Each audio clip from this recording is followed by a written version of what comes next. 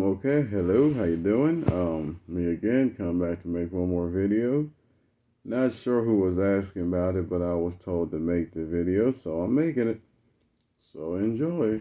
Um, so Yahshua had explained to me that there was people asking him about what do the mansions in heaven look like and how do you get into them? Are they physical? Are they spiritual? Do you know which one is yours? Do you live with anybody? Are you going to recognize your loved ones when you get up there? What does heaven look like? What do the gates of heaven look like? What does eternity look like? All that. God and all such things. Here is the best way I can tell you. You see the houses and the buildings down here that are made of like brick and mortar and sand and water and mud and all that stuff.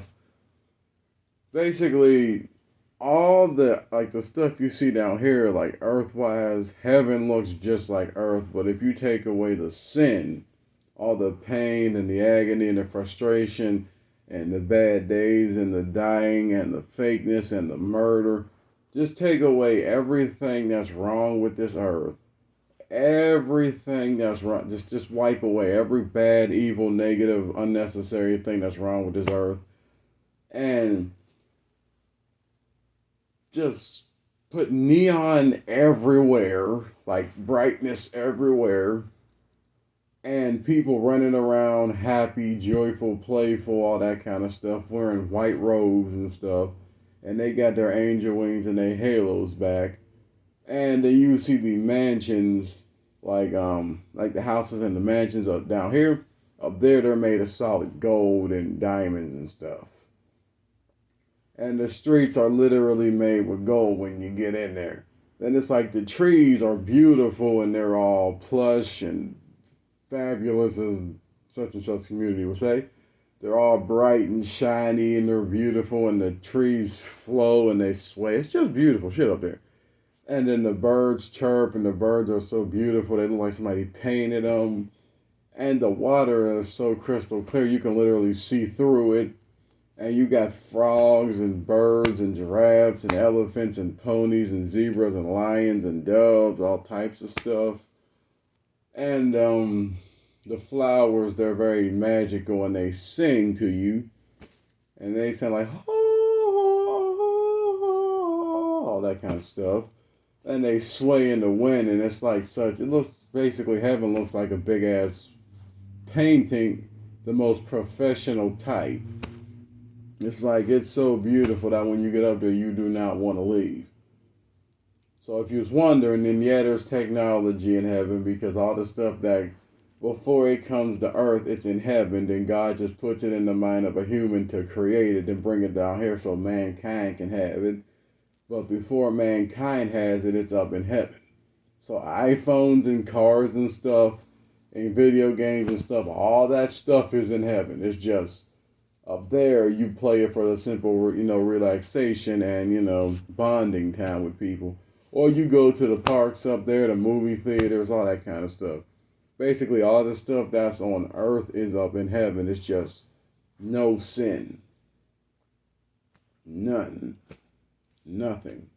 So just imagine earth without any of this pain or negativity or all the bad and evil stuff, none of it happens to be there.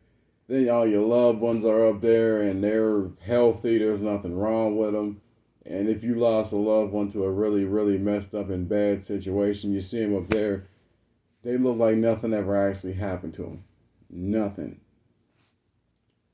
And it's probably like the most beautiful scenery you'll ever see. That's why, in the Bible, it tells you to try to get up there and forgive your enemies and do what's right by humanity. Try to get your life right with God as best you know how, because He ain't expecting you to be perfect.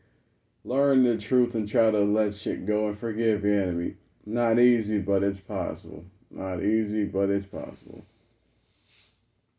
And if people want to know, okay, to put it to you this way, how God looks. Again, you know that statue of Abraham Lincoln that sits in I think it's the Washington Monument or whatever? Imagine that chair Abraham Lincoln sits in, it's pure gold.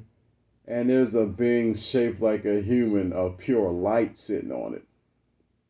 And then there's four seraphims, the winged creatures with the face of a lion, the face of an eagle, the face of an ox, and the face of a human.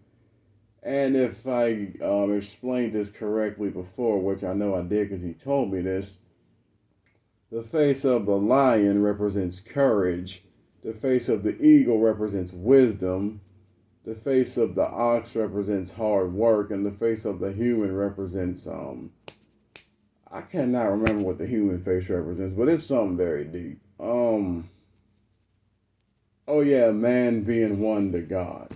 Basically, the seraphims represent how God created humanity and the entire earth, which is wisdom, hard work, courage, and connection to itself. That's what the seraphims' four faces stand for. The worker of the field, the lion, the eagle, and the human. Courage, might, no fear, and connection. Yeah. So yeah, and if you ever wanted to know what God actually sounds like, listen to these are the musicians I can tell you for sure to listen to. Listen to probably Barry White and Isaac Hayes and it's the one dude off the Roscoe's Family Reunion movie. Oh, James Earl Jones. Put all their voices in the same category, and Morgan Freeman. Combine all them deep ass voices. That's what his sound like. Yeah. If you want to know what Jesus sound like, basically the same thing. But both of their voices are very deep but very calm. So yeah. So just know, oh yeah, and also to say this, when you do meet God for the first time, or Jesus or any other angelic beings up above, just know, you're not gonna get judged harshly, but you are gonna get judged. And God's not gonna hold nothing against you. Lest you did evil on purpose and you knew about it, and you purposely did evil to someone else just to ruin their life, and you had no actual reason to be doing it except to just do it because it felt good. Yeah, here you're gonna have to hear about that, and you're gonna have to fucking suffer and be punished or probably get disintegrated for that shit. Like I say again, the only three ways that you're gonna get disintegrated have to go to hell: if you molest somebody, if you abuse somebody, or if you murder somebody. Them things cannot be undone. So yeah, you're gonna have to go to hell for that, and then get disintegrated. And like I said, the only way around it is if it was done to you and no one taught you how to